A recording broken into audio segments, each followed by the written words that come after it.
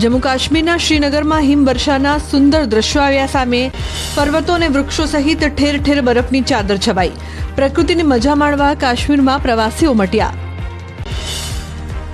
ભારત ચીન બોર્ડર પર ચમોલીમાં હિમપ્રપાત, ઓલી, બદ્રીનાથ ધામ, હેમકુંડમાં ભારે બરફવર્ષા થતા લોકો ઠૂંઠવાયા. ઓલીમાં 1 ફૂટ બરફ જ્યારે બદ્રીનાથ ધામમાં 2 થી 2.5 ફૂટ બરફ પડ્યો. રસ્તા પર બરફના થર જામી જતા પ્રવાસીઓને હાલાકી. ઉત્તરાખંડનું ઉત્તરકાશી સ્વર્ગમાં ફેરવાયું. ભારે હિમવર્ષા બાદ હર્ષિલ ખીણના નયનરમ્ય દ્રશ્યો આવ્યા સામે. સુંદર પહાડો વચ્ચે થીજી ગયેલા જળાશયનો મંત્રમુગ્ધ કરતો નજારો કેમેરામાં કેદ. સ્થાનિકોએ ખીણનો સુંદર નજારો સોશિયલ મીડિયામાં વાયરલ કર્યો. હિમવર્ષા બાદ ઉત્તરાખંડના પ્રવાસન સ્થળ ચક્રાતામાં ખીલી ઉઠી પ્રકૃતિ. ઊંચા શિખરો બરફથી ઢંકાયા. સુંદર અને મનમોહક દ્રશ્યો જોવા માટે સહેલાણીઓની ભીડ. પ્રવાસીઓ બરફવર્ષાનો ભરપૂર આનંદ માણ્યો. ઉત્તરાખંડના નૈનીતાલમાં ભારે હિમવર્ષા. બરફવર્ષાથી રસ્તાઓ, વૃક્ષો અને પર્વતોએ એક શ્વેત ચાદર ઓઢી.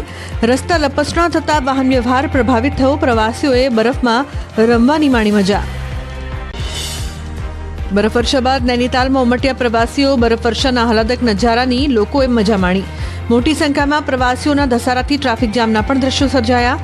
વાહન ચાલકોને હાલાકી વેઠવાનો આવ્યો વારો. ઉત્તરકાશીમાં બરફની શ્વેત ચાદર પથરાઈ. ગુલાબી કાંઠા ટ્રેક પર બરફના થર જામતા આહલાદક નજારો આવ્યો સામે. પર્યટકોએ બરફ વચ્ચે ટ્રેકિંગ કરવાનો લહાવો લીધો. પ્રવાસન વિભાગના અધિકારીઓએ પણ બરફાચ્છાદિત વિસ્તારની મુલાકાત લીધી. અમદાવાદમાં પતંગ રસિયાઓ માટે સારા સમાચાર. ઉત્તરાયણ માટે કોઈ ચિંતા નહીં. ઉત્તરાયણમાં હવા સારી રહેવાની આગાહી. 15 થી 20 કિલોમીટર પ્રતિ કલાકે પવન ફૂંકાવાની આગાહી. ઉત્તરાયણમાં ઠંડીનો ચમકારો યથાવત રહેશે. પતંગ રસિકો માટે આનંદના સમાચાર. અંબાલાલ પટેલ ઉત્તરાયણમાં પવન સારો રહેશે તેવી આગાહી કરી રહ્યા છે. 6 થી 15 કિલોમીટરની ઝડપે પવન ફૂંકાઈ શકે છે. બપોરના સમય પવનની ગતિ 10 કિલોમીટર પ્રતિ કલાક રહેશે. સાંજના સમય 12 કિલોમીટર પ્રતિ કલાક પવન ફૂંકાઈ શકે છે. જામનગર, રાજકોટમાં પવનની ગતિ સારી રહેશે. ઉત્તર ગુજરાતના ભાગોમાં પવનની ગતિ મધ્યમ રહેશે. પતંગ ઉત્સવમાં ભાગ લેવા દેશ વિદેશથી આવેલા મહેમાનોનું કચ્છની ધરા પર સાંસ્કૃતિક કાર્યક્રમ દ્વારા કરાયું સ્વાગત. દેશ વિદેશના કાઇટિસ્ટો માટે કચ્છના સફેદ રણમાં સ્ટોલ ઊભા કરવામાં આવ્યા. મેડિકલ અને ફાયર વિભાગની ટીમો પણ કરાઈ તૈનાત.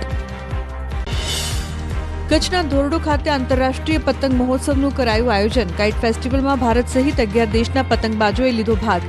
વિદેશી પતંગોના રંગોથી રંગબેરંગી બન્યું હતું સફેદ રણ. વિશ્વ પ્રસિદ્ધ સફેદ રણમાં અવનવા પતંગો ઉડાડીને આકાશમાં જમાવ્યું આકર્ષણ. સુરતમાં આંતરરાષ્ટ્રીય કાઇટ ફેસ્ટિવલ યોજાયો. ગુજરાત પ્રવાસન નિગમ અને એસએમસી દ્વારા કરાયું આયોજન. દેશ વિદેશથી કાઇટ ફેસ્ટિવલમાં પહોંચ્યા પતંગબાજો. અવનવા પતંગથી શોભી ઉઠ્યું આકાશ. અમદાવાદના રિવરફ્રન્ટ પર કાઇટ ફેસ્ટિવલમાં પહોંચ્યા ગુજરાતી અભિનેતા હિતુ કનોડિયા અને મોના થીવા. ફિલ્મના પ્રમોશન માટે આવેલ આ જોડીએ તેમના ફેન્સ સાથે સેલ્ફી લીધી. બંનેએ ફિલ્મી અંદાજમાં ઉત્તરાયણની શુભેચ્છા પાઠવી. ઉત્તરાયણની છેલ્લી ઘડીની ખરીદી કરવા ઉમટ્યા લોકો. પોળ વિસ્તારમાં આવેલા પતંગ બજારમાં પતંગ રસિયાઓ પહોંચ્યા. વિવિધ પ્રકારના પતંગ અને ફિરકીની લોકોએ કરી ખરીદી. ઉત્તરાયણમાં કાયપો છેની બૂમો સાથે ગૂંજી ઉઠશે અમદાવાદનું આકાશ.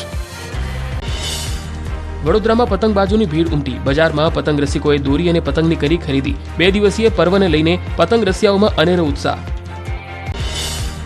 ઉત્તરાયણની પૂર્વ સંધ્યાએ વડોદરાના બજારમાં રોનક જોવા મળી. પતંગ ખરીદવા લોકો ઉમટ્યા. વિદેશમાં વસતા ગુજરાતીઓ પણ પતંગોત્સવ મનાવવા વડોદરા પહોંચ્યા. બાળકોમાં પણ ઉત્તરાયણને લઈને અનેરો ઉત્સાહ. રાજકોટવાસીઓમાં ઉત્તરાયણને લઈને ભારે ઉત્સાહ. શહેરના બજારમાં પતંગ લેવા લોકોની ભારે ભીડ. આવતીકાલે રંગબેરંગી પતંગોથી ચમકશે રાજકોટનું આકાશ. નર્મદાના રાજપીપળામાં પતંગ દોરીની છેલ્લી ઘડીની ખરીદી. પતંગ બજારમાં મોટી સંખ્યામાં લોકો પતંગ દોરી ખરીદવા માટે ઉમટ્યા.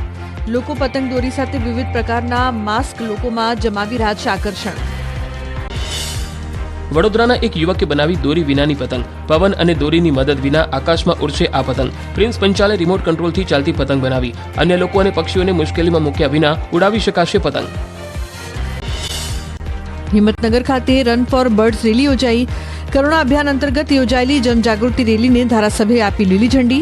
રેલીમાં જીવદયા પ્રેમીઓ અને વન વિભાગ કર્મીઓ જોડાયા. ચાઇનીઝ દોરી અને તુક્કલનો ઉપયોગ ન કરવા કરાઈ અપીલ.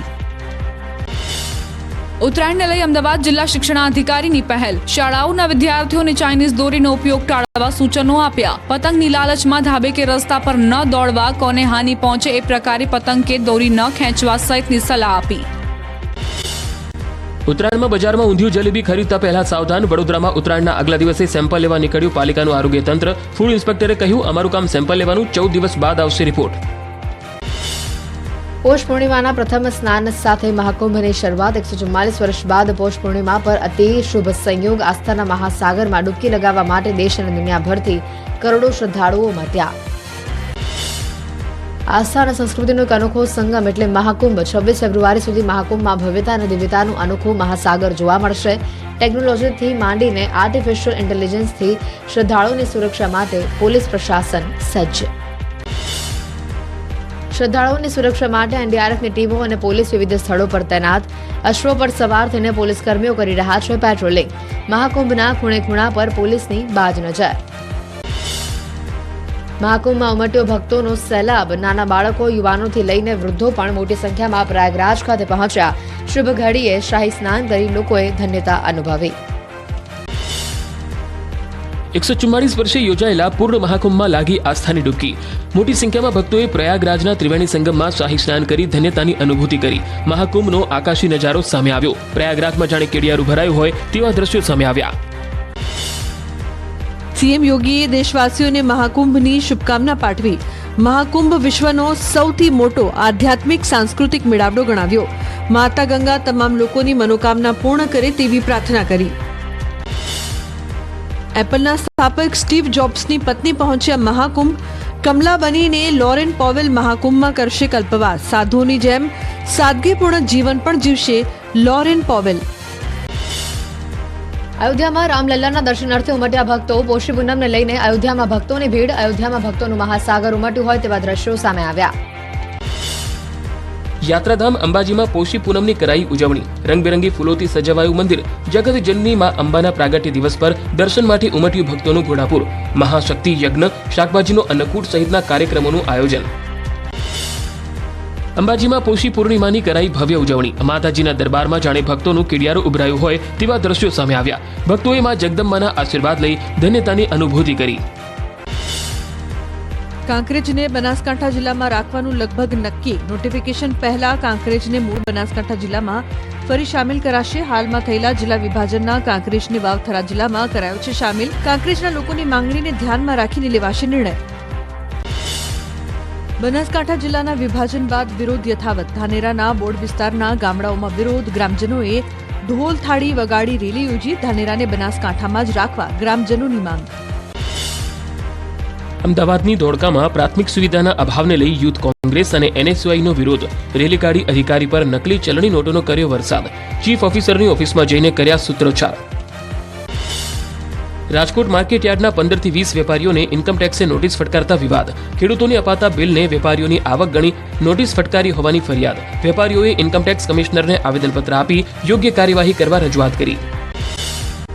અમરેલી લેટરકાંડને લઈને પાયલ ગોટી, તેમના વકીલ અને કોંગ્રેસના મહિલા આગેવાન જેની ઠુમ્મરે ડીજીપીને કરી રજૂઆત. આઈજી કક્ષાની લેડી આઈપીએસને કેસની તપાસ સોંપવાની કરી માંગ. દીકરીને મારવાના આદેશ આપનાર એસપી પીઆઈને સસ્પેન્ડ કરવા કરી રજૂઆત. અમરેલી લેટરકાંડ મામલે પોલીસ દ્વારા તપાસ તેજ કરાઈ. પાટીદાર યુવતીનું સરઘસ કાઢવાના કેસમાં સ્ટેટ મોનિટરિંગ સેલ કરશે તપાસ. યુવતીને કોના કહેવાથી લઈ જવામાં આવેલ હતી તેની તપાસ કરશે એસએમસીની ટીમ. સુરતના હજીરા પોલીસ સ્ટેશન ખાતે એનએસયુઆઈના કાર્યકર્તાઓ અને પોલીસ વચ્ચે હોબાળો. કોંગ્રેસના આગેવાનોએ મધ્યસ્થી કરી મામલો થાળે પાડ્યો. એનએસયુઆઈના કાર્યકર્તાઓને અંદર ન જવા દેવાતા બીચક્યો હતો મામલો. જિલ્લામાં કપરાડા તાલુકાનું વિભાજન કરવાની માંગ. 40 ગામને અલગ તાલુકો બનાવી સમાવેશ કરવાની માંગ કરી. સરપંચોને 36 ગામના અગ્રણીઓએ કલેક્ટરને આવેદનપત્ર આપી રજૂઆત કરી.